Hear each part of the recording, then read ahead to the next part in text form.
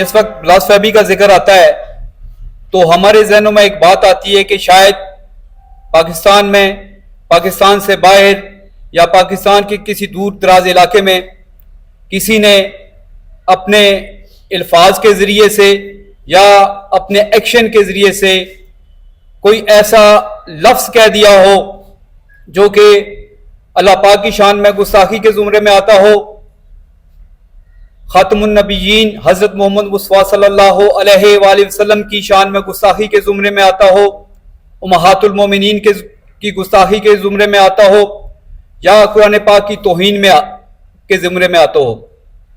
No doubt ऐसे case भी आपके सामने आते हैं, मेरे सामने भी आते हैं, और ये आज का नहीं है। आका सल्लल्लाहु अलैहि वसल्लम की हयात मुबारका में भी कुछ ऐसे वाक़यात पेश हुए जो गुस्ताखी के ज़ुमरे में आते थे। तो उस वक्त आप सल्लल्लाहु अलैहि वसल्लम ने इन गुस्ताहों को, वाज़ह हदीस मौजूद हैं, उनकी सरकोबी के लिए जो सहाबा किराम हैं उनको मामूर किया और जो गुस्ताख थे वो अपने अंजाम को पहुंचे। इसके बाद सहाबा किराम के दौर में आपको पता है कि जो मुसलमा कज़ाब का फितना था उसकी सरकोबी के लिए कम बेश 1200 असहाबे किराम ने अपने जामे शहादत नोश फरमाया। चलते चलते ये ब्लास्फेमी का सिलसिला चलता रहा, लेकिन मैं आज जिस ब्लास्फेमी की बात आपके सामने रखूंगा, ऐसी गुस्ताखियां, ऐसी ब्लास्फेमी की तारीख इंसानियत में मिसाल नहीं मिलती। बदकिस्मती से मुल्क पाकिस्तान में इस वक्त जो लाखों की तादाद में ऐसे सोशल मीडिया पे गुस्ताखाना अकाउंट्स मौजूद हैं जिसके जरिए बाकायदा तौर पर गुस्ताखियां की जा रही हैं। जिन मुकद्दस हस्तियों के बारे में ये की जा रही हैं गुस्ताखियां, खालिक़े कायनात अल्लाह पाक की शान में गुस्ताखियां की जा रही हैं। वजह तख्लीक़े कायनात जनाब मोहम्मद रसूलुल्लाह सल्लल्लाहु अलैहि वसल्लम की शान में गुस्ताखियां की जा रही हैं। उम्महातुल मोमिनीन की शान में गुस्ताखियां की जा रही हैं। सैयदा कायनात, मखदूमा कायनात, उनकी शान में गुस्ताखियां की जा रही हैं। सहाबा इकराम की शान में गुस्ताखियां की जा रही हैं और कुरान पाक की बेहुरमती की जा रही हैं। ये जितने गुस्ताख हैं, मलऊन हैं, ये सोशल मीडिया का इस्तेमाल करते हुए फेसबुक। आप अपनी प्रेस कॉन्फ्रेंस आपने शुरू की है, पहले आप मुद्दा बताएं कि वो जुबान कौन है, कहाँ वाक़या हुआ है। आप माजी के किस्से बता रहे हैं तो सबको पता होते हैं। आप अपनी जी मैं उसी पे आ रहा हूँ, उसी में मैं उसी पे आ रहा हूँ। जी जी मैं जी मैं उसी पे आ रहा हूँ। ये गुस्ताखियां हैं, उस गुस्ताखियों की सरकूबी के लिए बाकायदा तौर पर हाई कोर्ट में रिट पिटीशन भी फाइल की गई और यही मुद्दई मुकदमा उमर नवाज थे कि मुल्क पाकिस्तान में जो गुस्ताखियां हो रही हैं उस पर फिल्ट्रेशन सिस्टम लगाया जाए और जो इदारे हैं उस पर अपने इकदाम करें। वो रिट पिटीशन जो थी लाहौर हाई कोर्ट और पिंडी बेंच से अलाउ हो चुकी है और गवर्नमेंट के इंस्टीट्यूशन ने एक्शन प्लान भी जमा करा दिए। उसके कॉन्सिक्वेंसेस में जिस वक्त रिट पिटीशन फाइल हुई तो 3100 एप्लीकेशन मौजूद थी कि एफआईआर के इंदराज के लिए जो एप्लीकेशन पड़ी हुई थी। ये जिस मुकदमे की बात कर रहे हैं उन मुकदमों में से एक मुकदमा है। इस मुकदमे का नंबर जो है एफआईआर नंबर है 89/22। इस मुकदमा के जो मुद्दई हैं वो उमर नवाज थे। इस मुकदमा में जैसा कि अभी ये कहा गया कि मुल्ज़मान के नाम बताएं, ये 5 मुल्ज़मान इसमें अरेस्ट हुए। फैजान रज़ाक, मोहम्मद रिजवान, अमीन रईस, वजीर गुल और उस्मान लियाकत। एफआईए फैजान रज़ाक, मोहम्मद रिजवान, मोहम्मद अमीन रईस, वजीर गुल और उस्मान लियाकत। इसमें बाकायदा तौर पर ये एफआईए साइबर क्राइम रावलपिंडी जो इस वक्त ये एक्यूज अरेस्ट हुए तो as per law, as per procedure उनको चालान किया गया। गिल्टी तस्वर करते हुए इन पे बाकायदा तौर पर फर्द जुर्म आयद की गई और इनका ट्रायल रावलपिंडी की जो कॉम्पिटेंट कोर्ट थी वहां पे ट्रायल हुआ। तमाम जितने एक्यूज पर्सन के मैंने नाम बताए हैं, इनको बाकायदा रिप्रेजेंटेशन दी गई। इनके वो वकला मौजूद थे जो एफआईए की तरफ से बाकायदा जो कैलेंडर विटनेस थे, इसमें सब विटनेसेस पेश हुए। डॉक्यूमेंट्री एविडेंस जो टेक्निकल रिपोर्ट, फॉरेंसिक रिपोर्ट और मेमोज की सूरत में था, और उनके जो रिकवर शुदा मोबाइल थे वो मोबाइल भी बाकायदा ट्रायल कोर्ट की प्रोसीडिंग में एग्जिबिट हुए और प्रोसीडिंग का हिस्सा हैं।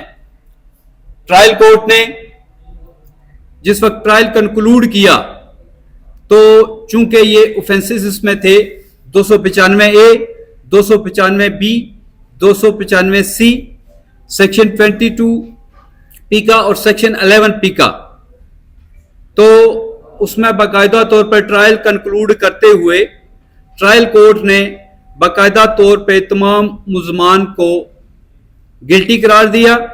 और इसमें से जो एक्यूज पर्सन हैं मासवाए उस्मान लियाकत, 295A में तमाम एक्यूज को एक्विटल इसलिए कर दी गई कि एक प्रोसीजर था सेक्शन 196 के तहत प्रोविंशियल या सेंट्रल गवर्नमेंट की परमिशन लेने का।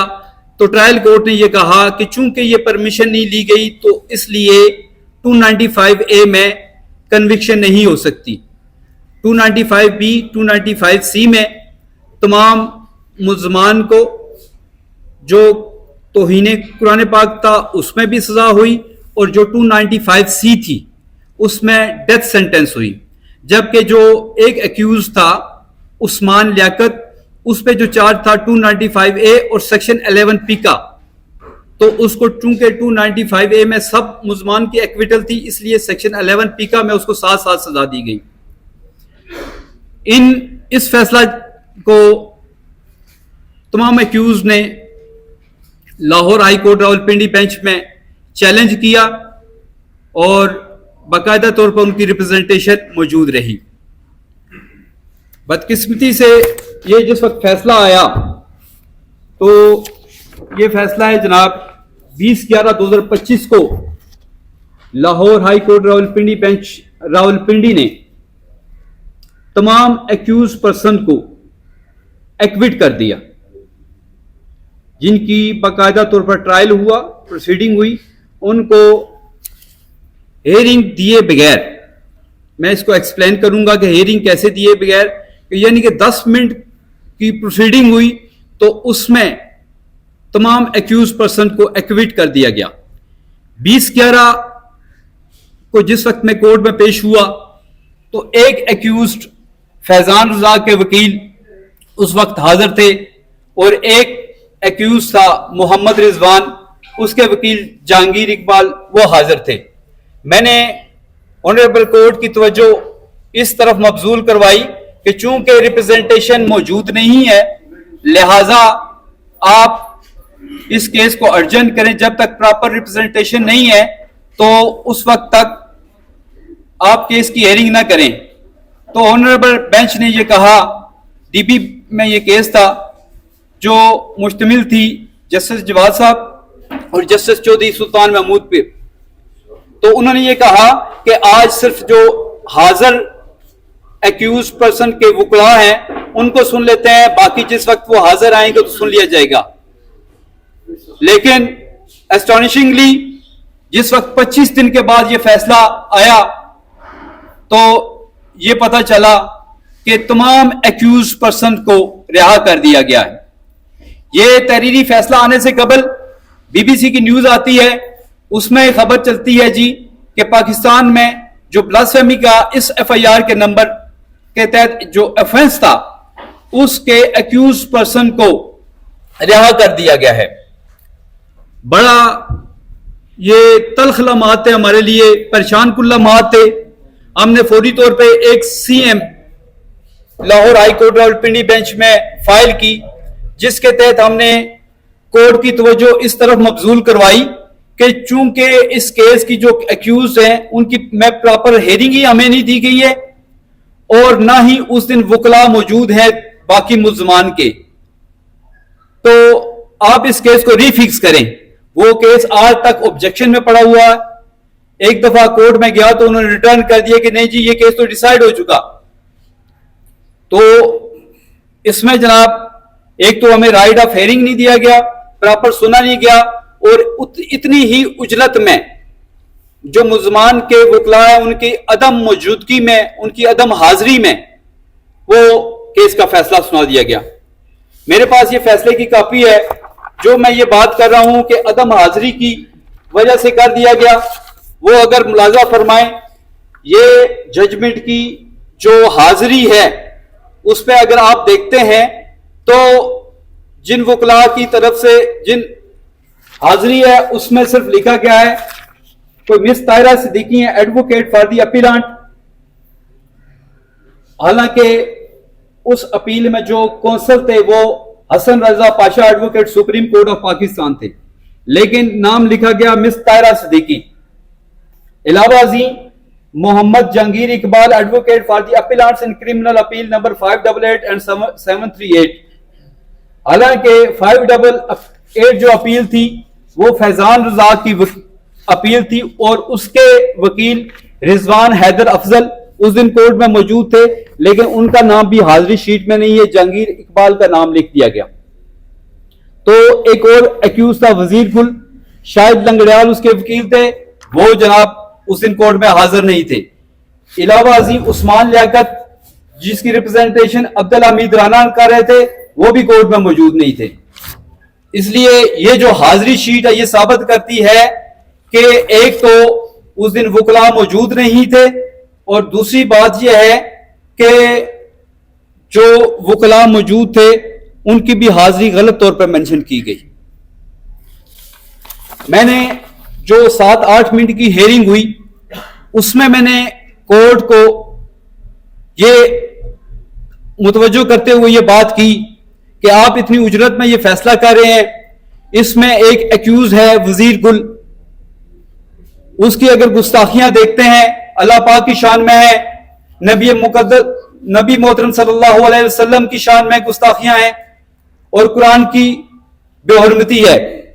जहां तक कुरान पाक की बेहुरमती की बात आती थी जी, जहां तक मैंने ये बात की कि ये गुस्ताख ऐसा है कि जिसने कुरान पाक के साथ बदफेली की, कुरान पाक बाकायदा तौर पर रिकवर हैं और मेमो के जरिए वो जो रिकॉर्ड का हिस्सा है एग्जिबिट हैं और उसका डीएनए भी पॉजिटिव है, उसका डीएनए भी करवाया गया, वो भी जो कुरान पाक पे उसने एजैकुलेशन की थी वो उसके साथ वो भी मैच करता है। उसकी जो रिपोर्ट है वो भी मैं जनाब के सामने इधर रखता हूं।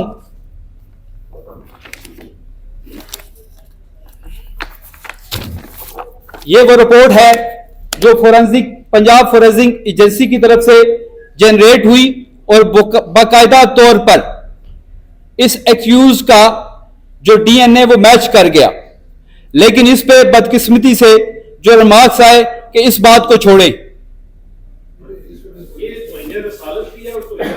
जी तौहीन रिसालत, तौहीन कुरान पाक है और इसमें जो है अल्लाह पाक की शान में भी गुस्ताखियां हैं वो भी हैं। बाकायदा तौर पर ये मटेरियल मौजूद था। अब जो फैसला आया वो रिकॉर्ड से बिल्कुल हट के आया, बिल्कुल जो कानून है वो उससे हट के आया। मैंने जो बात की आपसे कि 295A में एक्विटल थी, लेकिन सेक्शन 196 पे फैसला देते हुए उन्होंने जनाब ये जस्टिस साहिबान ने ये लिखा कि चूंकि परमिशन सार्ट नहीं की गई इसलिए 196 की कंप्लायंस नहीं की गई, इसलिए यह मुकदमा नहीं बनता। हालांकि जो जिसकी उसमें तो ट्रायल कोर्ट ने एक्विट कर दिए थे, यह मुकदमा ही 295A का मुकदमा ही कोर्ट के सामने नहीं था, तो इसमें डिस्कस करने की बात ही कोई नहीं थी। जबकि हमारी अपील जो इसके अगेंस्ट थी, जो एक्विटल हुई है कि उसके खिलाफ थी, उस अपील पे एक लाइन पे सिर्फ एक लाइन लिखी गई जजमेंट में कि ये चूंकि अपीलें एक्सेप्ट की जाती है, वो अपील खारिज की जाती है। दूसरा, इसमें जो अपील है उसके सरे वर्क पे भी लिखा हुआ है, फैसले में भी लिखा हुआ है कि ये जो एक्यूज पर्सन है फैजान रज़ाक 295C, 295B और सेक्शन 11P का, उनमें सजा हो रही है, तमाम एक्यूज की उसी में सजा हो रही है। और उस्मान लियाकत का लिखा हुआ है सिर्फ सेक्शन 11P का। तो कौन सी ऐसी जरूरत थी, कौन सी ऐसी बात थी, कौन सी ऐसी जस्टिफिकेशन थी कि 196 की जो वायलेशन की बात इस जजमेंट में की गई। इसके बाद यह कहा गया कि जो इन एक्यूज पर्सन से मोबाइल नंबर, जो मोबाइल रिकवर्ड हुए हैं, रिकवरी मेमो में उनका कोई IMEI नंबर दर्ज नहीं है। यह भी टोटली रिकॉर्ड से हट के बात है। जहां तक रिकवरी मेमोज की बात होती है तो जितने एक्यूज पर्सन हैं, ये मैं आपके सामने रखता हूं, एक एक एक्यूज का मेमो देख लें। ये मोहम्मद रिजवान का देख लें, मोबाइल नंबर, मोबाइल की किस्म, उसकी सेव नंबर और उसका IMEI नंबर लिखा हुआ है। ये एक्यूज देखते हैं मोहम्मद अमीन रईस, इसका मोबाइल नंबर, IMEI नंबर और इस मोबाइल का मेक एंड मॉडल लिखा हुआ है।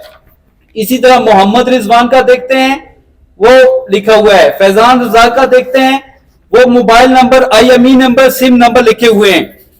और इसी तरह ये जो एक्यूज पर्सन है फैजान रज़ाक, उसका देखते हैं तो उसका बाकायदा तौर पर मोबाइल नंबर, IMEI नंबर लिखा हुआ है। इलावा अजी during investigation FIA cyber crime Rawalpindi ने बाकायदा तौर पर इस मोबाइल, इनकी ओनरशिप बाकायदा हासिल ली कि CDR लिए जो फैजान रज़ाक है उसके मोबाइल की पूरी फैमिली हिस्ट्री फैमिली के नाम, और यह पता चलता है, लिखा जाता है कि यह जो सिम है उसके भाई रिजवान रज़ाक के नाम पे है। आगे जो एक्यूज पर्सन है वजीर गुल, जो मैंने बताया कि जिसने कुरान पाक के साथ बदफेली की, DNA पॉजिटिव है, एजैकुलेशन की DNA पॉजिटिव है, उसकी जो सिम है उसकी मां के नाम पे सिम है। फकीरनी बीबी उसकी मां का नाम है, उस सिम है, और पूरी फैमिली हिस्ट्री में उस पूरी कितने बहन भाई हैं और वजीर गुल उसका ID कार्ड नंबर और उसकी डेट ऑफ बर्थ उस पर मेंशन है। इलावा अजी जो उस्मान लियाकत है उसके अपने नाम पे सिम है, उसका डेटा सारा आपके सामने है, उसकी फैमिली हिस्ट्री सामने है आपके।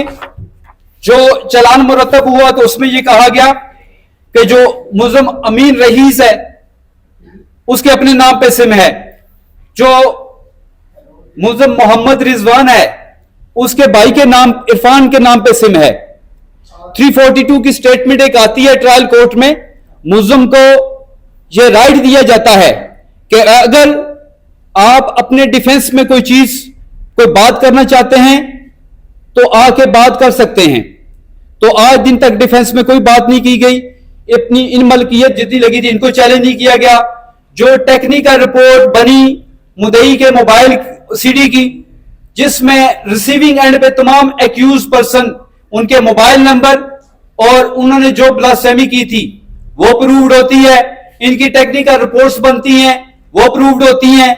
जो फैजान रज़ाक है उसके जीमेल नंबर जितने हैं वो आते हैं, उस ब्लास्फेमी स्क्रीनशॉट पे वो सारे मेंशन्ड है, मोबाइल नंबर मेंशन्ड है। इसके बाद इनकी फोरेंसिक रिपोर्ट आती है मुल्ज़मान की, उस पे जो डेटा है सारा वो रिकवर्ड होता है। जो फैजान इसके जो वजीर गुल है उसकी बाकायदा 265 पेजेस की फोरेंसिक रिपोर्ट आती है और साथ CD में भी वो मेंशन होता है। उसकी जो DNA की रिपोर्ट है वो बाकायदा हिस्सा बनती है।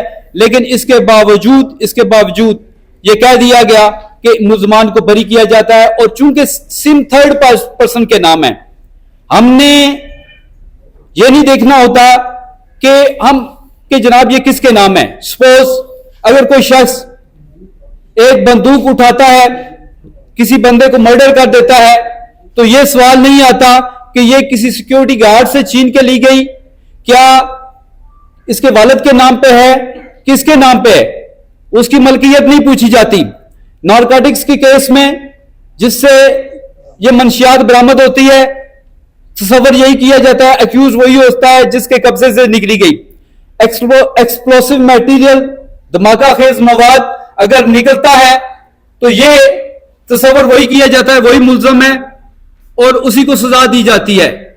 लेकिन इन सब के बावजूद इसके बरक्स जो खालिके कायनात हैं, जो वजह तख्लीके कायनात हैं, उम्महातुल मोमिनीन और कुरान पाक की बेहुरमती इस अंदाज में की जा रही हो और आगे से ये कहा जाए कि सिर्फ इसमें पोजीशन नहीं है, सिम इनके नाम भी नहीं है, तो क्या ये बोंडा मजाक किया जा रहा है? क्या नबी पाक सल्लल्लाहु अलैहि वसल्लम की नामूस आपने उसके लिए इलादा क्राइटेरिया बना दिया और जो नारकोटिक्स की केस और आम धमाका खेज मवाद था उसके लिए इलादा मटेरियल बना दिया, इलादा कानून बना दिया। अब जिस वक्त कॉडिफाइड लॉ है उसमें मौजूद है, तो उस कॉडिफाइड लॉ के मुताबिक सेक्शन ये जो पीका लॉज हैं वो एक स्पेशल लॉ है। जस्टिस आलिया नीलम साहबा की जजमेंट है, सुप्रीम कोर्ट ऑफ पाकिस्तान की जजमेंट है कि यहां पे जो 196 की वायलेशन आप कह रहे हैं वो नहीं बनती। आपने पीका लॉज को पसे पुश डाल दिया और ये कह दिया कि इन्वेस्टिगेशन जो थी ये एसपी रैंक से कम एक शख्स ने की, जबकि वो डिप्टी डायरेक्टर बीपीएस 18 है और वही मजाज है उसकी जो इन्वेस्टिगेशन करने का, और डिप्टी डायरेक्टर ने ही बाकायदा तौर पे ये इसकी इन्वेस्टिगेशन की। ये कोई पहला वाकया नहीं था। इससे पहले एक जो पहले दूसरे मुद्दई है हसनात फारूक, उन्होंने एक एफआईआर दर्ज कराई थी। एक मुलजमा थी अनिका अतीक जो जिसकी शेयरिंग व्हाट्सएप स्टेटस से शुरू होती है, जो कैरिकेचर्स की सूरत में थी। उसके बाद 37 पेजेस की उसकी ब्लास्फेमियस चैट थी। उसके बाद 3 और ग्रुप्स में फेसबुक और व्हाट्सएप पे अदर पर्सन को कंप्लेनेंट के अलावा शेयर कर रही थी जो गुस्ताखा थी, जिसको बाकायदा तौर पर ऑफेंस प्रूफ होने के बाद तमाम जराइम में सजा हुई और सजाए मौत हुई। उसको भी लाहौर हाईकोर्ट रावलपिंडी बेंच ने 28 अक्टूबर को, जो दीगर बेंच था वहीद खान साहब का और जस्टिस सदाकत अली खान का, उसको भी रिकॉर्ड से हट के कह दिया गया और यह कहा गया कि जो मोबाइल पेश किया जिससे ब्लास्फेमियस मटेरियल शेयर हुआ है वो किसी और बंदे ने आके पेश किया, किसी और औरत ने आके पेश किया, फहमीदा नाम की है। जबकि जो रिकवरी मेमू है उसका, वो मेरे पास ये बुक पड़ी हुई है, उस रिकवरी मेमू में ये वाज़ेह तौर पे दर्ज है कि जिस मोबाइल से वो मटेरियल शेयर होता है वो बाकायदा तौर पर इसी मुल्ज़मा से उसी से रिकवर होता है।